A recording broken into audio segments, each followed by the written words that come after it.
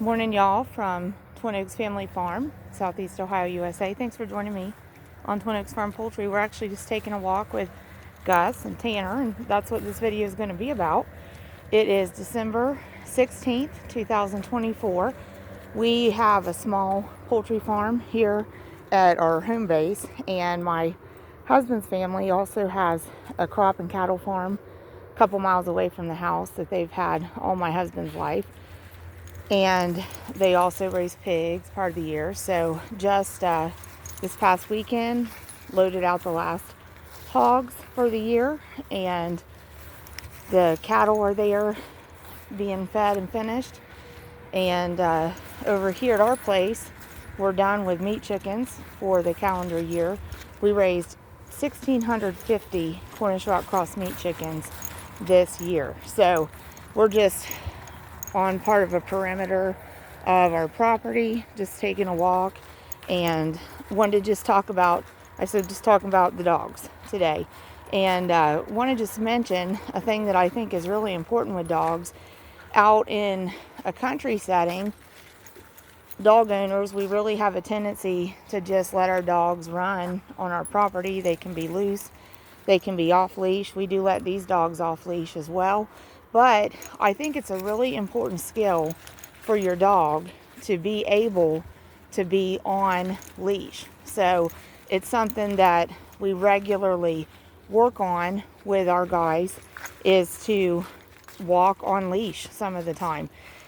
It's just practical. For example, now, which we're still in some mud here, you can see, but there's times that we don't want them to go out in the woods. There's times that we don't want them to get muddy, to get dirty.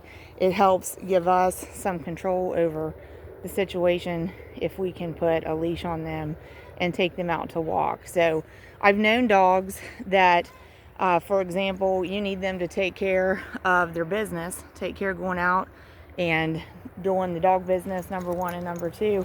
And someone will say, well, my dog can't do that on leash because the dog's too tense. The dog won't relax on leash to do that. So that's something you'd want to work on with your dog, is give them the opportunity to practice on leash. Now, these guys aren't perfect on leash. They're not show dogs on leash by any stretch of the imagination, and you can see they want to go somewhere else right now, but we're actually going to direct them to go the opposite of where they want to go. And it's a little easier with one dog to do that than with multiple dogs, but you just work with them calmly and patiently.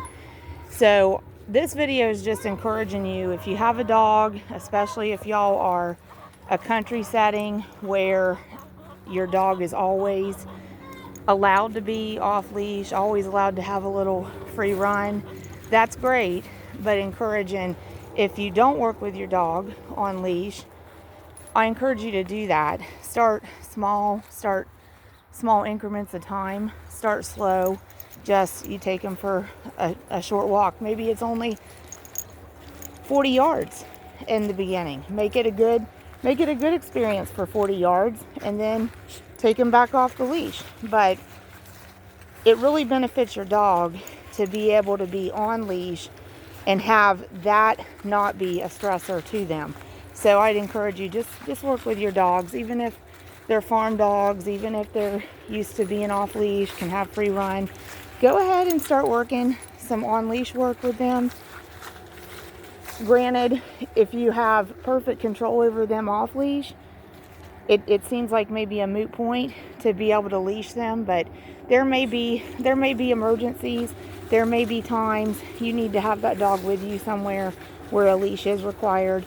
And if the leash itself and being on leash itself is a stressor to your dog, then that's just going to compound whatever issue is at hand. Hey guys, you come here. Gus, come here. Come here. Come here. You guys want to do a close-up? Here, Tanner. Hi, this is Tanner. I'm a Dachshund. I'm a year old. Gus, come here. Come here. Come here. Gussie, come here. Will you sit? Come here.